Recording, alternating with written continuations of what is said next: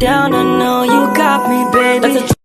Halo sobat semua, perkenalkan nama saya Ezela Juta Simamora dari Prodi Pendidikan Bahasa Indonesia dengan NPM 2401020023 dengan Universitas HKBP Nomensen Pematang Siantar.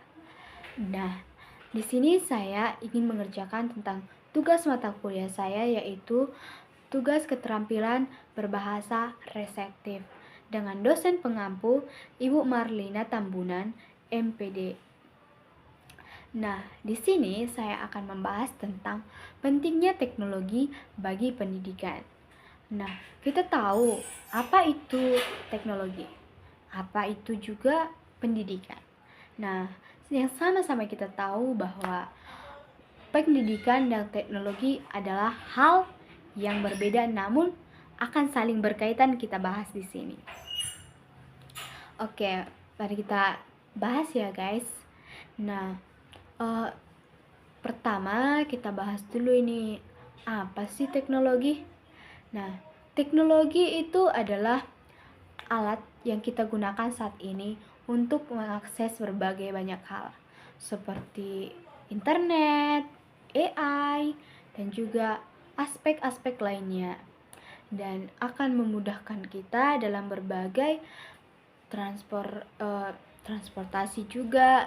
Seperti saat ini banyak sudah kita menggunakan smartphone dan juga yang sudah bisa mengakses berbagai banyak hal. Contohnya dalam bidang kita bisa memesan tiket dari online, dan juga kita bisa mengakses orang-orang jauh di sekitar kita. Misalnya kita punya keluarga jauh, namun kita akan bisa mengakses mereka dengan internet ini. Nah, canggih juga ya teman-teman tadi, bahwa internet itu sangat luas jangkauannya.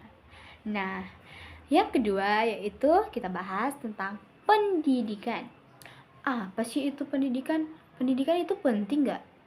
Ya penting lah guys. Oke, kita bahas ya.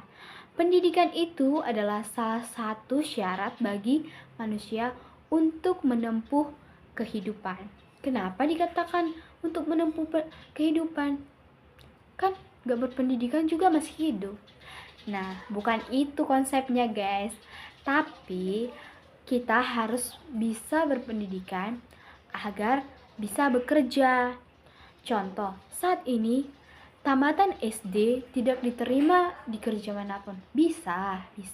Tapi apakah kita akan stuck di situ juga? Seperti yang memakai tenaga kerja SD itu luas gak sih? Hanya saja seperti buruh tani, ya bukannya kita merendahkan buruh tani, namun kita juga sebagai anak bangsa harus dapat membangkitkan negara kita untuk lebih majunya lagi. Oke, jangan kita lanjut lagi ranahnya guys. Kita kembali lagi ke back to topic. Oke, tadi kita bahas pendidikan. Pendidikan di Indonesia itu ada 3 tahap. Nah, 3 tahap ini dimulai dari SD sekolah dasar, SMP sekolah menengah, SMA sekolah menengah atas. Oke. Tadi kita bahas tentang hubungan pendidikan dengan teknologi. Sebelum kita lanjut ke situ, kita bahas sedikit lagi, kita kupas sedikit lagi tentang pendidikan tadi. Oke guys, kita tahu bahwa di Indonesia ini tamatan SMA hanya bisa bekerja sebagai buruh pabrik, ataupun bisa sih membuka usaha sendiri. Tapi itu tergantung dari kehidupan kita masing-masing. Tidak semua orang yang bisa mendapatkan tamat SMA langsung bisa jadi pengusaha, karena kita mempunyai latar belakang yang berbeda-beda. Jadi kita harus bisa melanjutkan pendidikan kita juga agar bisa mengetahui, agar bisa juga bekerja di negara kita sendiri ataupun di luar negara kita sendiri. Oke, pendidikan sangat penting. Pendidikan tidak hanya di sekolah guys. Jadi, pendidikan juga di mana ya? Nah, pendidikan itu juga termasuk di dalam lingkungan keluarga, masyarakat, dan juga orang-orang sekitar. Iya, orang-orang sekitar kan masyarakat, Kak. Iya, betul sekali. Tidak ada yang salah, namun saya yang salah. Oke, tadi kita katakan bahwa pendidikan itu ada di dalam keluarga, masyarakat, dan juga teman-teman kita di sekolah. Nah, kita tahu bahwa di dalam keluarga kita diajari berbagai pembelajaran seperti sopan santun dan bagaimana kita bersikap bagi orang sekitar. Kita diajarkan oleh orang tua kita. Nah, di sekolah kita belajar tentang materi-materi yang akan kita pelajari di kehidupan. Contohnya membaca, menulis, berhitung. Nah, di sekolah ini kita pelajari. Namun di sekolah juga kita dipelajari tentang pengembangan karakter kita. Bagaimana sih pengembangan karakter kita dan juga pengembangan bakat kita. Oke, sekolah memang unik. Guru dan siswa saling berketergantungan untuk melancarkan segala kegiatan mereka di dalam sekolah. Ini memang sungguh hebat, guys. Nah, di dalam masyarakat kita juga tahu bahwa orang-orang sekitar mengajarkan kita hal-hal yang baik dan juga gotong royong, serta yang membuat kita kepada kehidupan yang lebih baik. Oke guys, jadi sementara itu kita akan melanjutkan pembelajaran kita tadi, hubungan teknologi kepada pendidikan. Nah, pendidikan itu berhubungan erat dengan teknologi. Sementara saat ini pendidikan sangat membutuhkan teknologi karena peran teknologi yang sangat dominasi dengan ilmu pengetahuan saat ini, yang akan menciptakan alat-alat seperti sistem, metode, dan juga mempermudah aktivitas kita. Jadi, pendidikan merupakan inovasi yang seperti yang akan kita gunakan komputer, internet, perangkat edukatif, dan juga platform belajar online, serta AI yang sangat diintegrasikan saat ini bagi kurikulum. Nah, bagaimana sih perannya, dampak positifnya, dampak negatifnya? Oke, kita simak ya guys. Oke, sementara itu proses pendidikan saat ini sangat membutuhkan internet tadi dalam video belajar virtual dan juga memberikan referensi jurnal, artikel, serta pedoman-pedoman lainnya. Kita dapat di dalam internet ini, di dalam teknologi ini kita dapat berbagai macam pembelajaran atau video-video pembelajaran yang akan membantu kita untuk lebih pintar lagi. Jadi memang betul teknologi ini sangat penting bagi kita karena ini adalah salah satu membuat kecerdasan bagi manusia. Namun kita juga harus berhati-hati menggunakannya. Oke, lanjut lagi ya guys. Nah, tadi itu kan sudah manfaatnya. Sekarang kita bahas tentang dampaknya. Di balik manfaat tersebut kan pasti ada dampaknya bagi pendidikan tersebut. Iya, di pendidikan teknologi menimbulkan sebagian besar tantangan bagi kehidupan manusia. Masalahnya seperti potensi gangguan konsentrasi siswa, penyalahgunaan informasi, serta dampak psikologis akibat gangguan penggunaan teknologi tersebut. Nah, kita juga bisa terkena gangguan karena teknologi ini sangat berkembang pesat dan juga dapat mudah mempengaruhi otak kita yang sedang menggunakannya. Nah, itu karena apa? Ya karena kita salah menggunakan. Iya, karena kita salah menggunakan, sehingga menyebabkan psikologis kita rusak. Jadi, kita harus menggunakannya itu dengan seefisien mungkin dan juga bisa mengendalikan diri kita agar bisa mengendalikan bagaimana kita menggunakannya. Nah, meskipun juga teknologi bisa menimbulkan berbagai efisiensi dan aktivitas pembelajaran tadi, keberhasilan tergantung kepada kesiapan infrastruktur, pelatihan guru, serta kebijakan pendidikan. Nah, jadi di dalam pendidikan ini sebenarnya guru juga sangat berperan penting, serta infrastruktur harus memadai karena di berbagai tempat orang-orang tidak dapat mengakses internet atau teknologi tersebut karena keterbatasan infrastruktur. Serta guru-guru juga perlu pelatihan yang lebih serius agar bisa membantu mahasiswa ataupun siswa yang sedang belajar. Serta juga pendidikan harus dapat mendukung pelatihan-pelatihan ataupun kebijakan-kebijakan yang dilakukan oleh pemerintah. Nah, itu tadi yang kita jelaskan. Sekarang kita cari berdasarkan jurnal ataupun artikel. Tapi di sini saya mendapat beberapa dampak positif dan negatif dari beberapa artikel. Yang pertama yaitu tentang meningkatkan kemampuan kemandirian siswa. Nah, ini dilakukan oleh seorang peneliti yaitu Febrian Sasi, Suryansyah, serta Raffianti yang pada tahun 2021.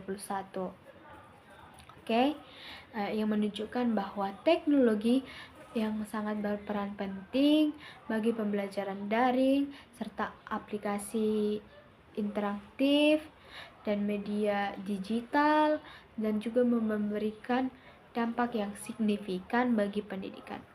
Manfaat tersebut dapat memperluas akses pendidikan seperti ke internet yang tadi saya jelaskan dan juga dapat mengelola dan memahami materi yang akan dipelajari. Teknologi juga mendukung siswa dengan konsep self-regulate learning yang mendorong perencanaan, pemantauan, evaluasi pembelajaran secara mandiri yang diambil dari jurnal A-Journal Lembeer 1. Oke. Yang kedua yaitu kita bahas tentang pengembangan keterampilan berpikir kreatif dan kolaboratif yang dilakukan oleh peneliti Fajri Nur Salim dan Marsitoh pada tahun 2021 yang menggunakan pendekatan systematic literature review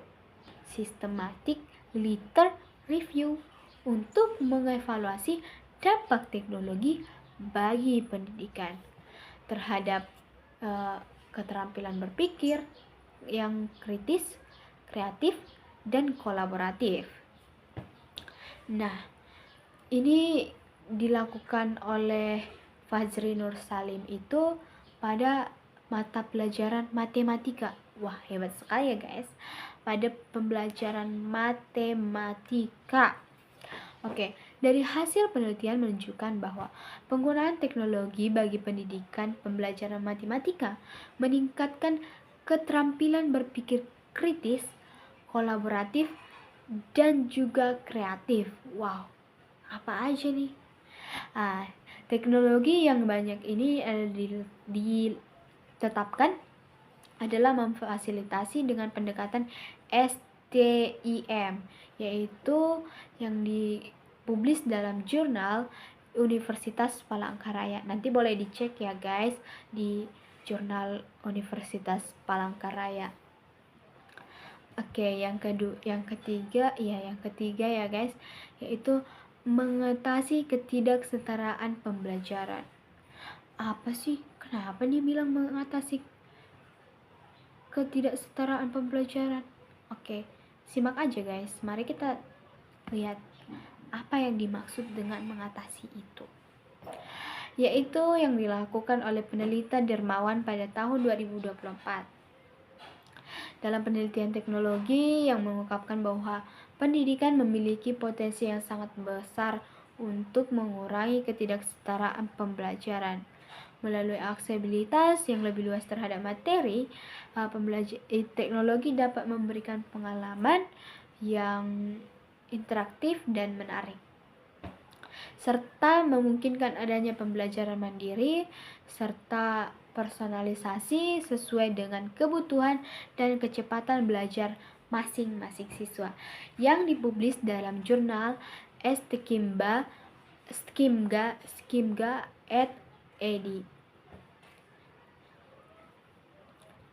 dan juga yang ke selanjutnya itu tentang dampak negatifnya. Tadi sudah kita bahas tentang dampak positif. Sekarang kita bahas tentang dampak negatifnya. Oke guys, sekarang dampak negatifnya adalah yang pertama tadi, kesejahteraan psikologis siswa. Tadi kita sudah bahas, kalau kita tidak menggunakan internet dengan bagus, bahwa psikologis kita dapat terganggu. Oke, dalam penelitian si Mare Panjaitan dan Napitupulu yang pada tahun 2021 mengeksplorasi dampak teknologi digital terhadap proses pembelajaran dan kesejahteraan psikologis siswa. Hasil penelitian menunjukkan bahwa teknologi itu lebih mempengaruhi kesejahteraan psikologis siswa, seperti peningkatan stres, isolasi sosial, dan gangguan konsentrasi. Memang benar guys, kalau kita tidak menggunakannya dengan benar, maka akan menyebabkan stres, isolasi sosial, serta peningkatan kesusahan konsentrasi. Oleh karena itu, penting bagi pendidikan juga menerapkan strategi yang mendukung penggunaan teknologi secara bijak, yang pada jurnal Publisher Q. Nanti boleh dicek dalam jurnalnya. Kita tidak mengigau-ngigau memberitahu ini karena kita berdasarkan informasi yang tepat. Oke, yang kita lanjutkan yaitu kesenjangan digital dan juga distraksi. Banyaknya kesenjangan distraksi di negara kita juga maupun di negara luar juga. Dalam artikel Hakim dan Yulia pada tahun 2024 disebutkan bahwa pada pandemi COVID-19 menyoroti kesenjangan digital yang diakses teknologi oleh siswa. Banyak siswa yang tidak memiliki akses ke perangkat internet yang dilakukan oleh pembelajaran jarak jauh. Pada saat COVID kita banyak kesusahan untuk mengakses internet karena adanya beberapa gangguan bagi terutama saudara-saudara kita yang di pelosok, yang jauh dari kota. Sangat susah sekali bagi mereka untuk belajar. Jadi mereka harus belajar mandiri lebih kuat, dan yang di kota lebih mudah mengakses. Itulah ketimpangan yang terjadi di negara kita dan yang sangat sulit dilakukan penyesuaian pada zaman COVID-19. Nah, selain itu juga banyak informasi yang menarik melalui teknologi digital ini yang membuat siswa kurang fokus dalam belajar. Kayak yang tadi kita bilang, jika contohnya siswa terlalu menggunakan internet, siswa tersebut akan sulit konsentrasi. Jadi, siswa tersebut hanya mengandalkan internet tersebut dan tidak mengandalkan otaknya lagi. Kan ada AI, kan ada internet. Ngapain belajar? Nanti aja. Jadi anak-anak zaman sekarang itu lebih mengandalkan internet, tidak mengandalkan pemikiran otaknya sendiri. Jadi kita perlu lebih pengelolaan yang bijak dan penggunaan yang baik bagi teknologi dalam pendidikan, yang dipublis oleh publisher Q. Nah, yang ketiga yaitu implementasi teknologi yang tak efektif. Penerapannya yaitu teknologi yang harus dilakukan perencanaan yang matang. Jadi teknologi tidak bisa asal digunakan. Jadi perlu perencanaan yang matang, karena dalam artikel oleh Mai Tania dan Andriansyah yang pada tahun 2023 menekankan bahwa penggunaan teknologi seperti platform pembelajaran daring dan peningkatan ke edukasi perangkat lunak dapat juga mengakibatkan kegiatan pelatihan yang efisiensi pembelajaran. Namun tantangan seperti keterbatasan infrastruktur, kurangnya pelatihan bagi pendidikan resistensi dan terhadap perubahan perlu diatasi juga agar teknologi dapat diimplementasikan secara efektif. Oke, ini dibahas dalam jurnal Perma Pendis Sumatera Utara dari kota kita, guys. Jadi ceklah, jangan kita malas membuka jurnal. Jangan lihat siapa yang menyampaikan, tapi lihatlah apa yang disampaikan di dalam materi ini. Jadi, itulah pentingnya kita penggunaan internet. Memang sepenuhnya kita tidak boleh menyalahkan internet ataupun teknologi, namun kita yang harus mengontrol diri kita agar bisa menggunakannya seefisiensi mungkin. Karena pemerintah juga tidak dapat mengelola itu semua dengan secepatnya.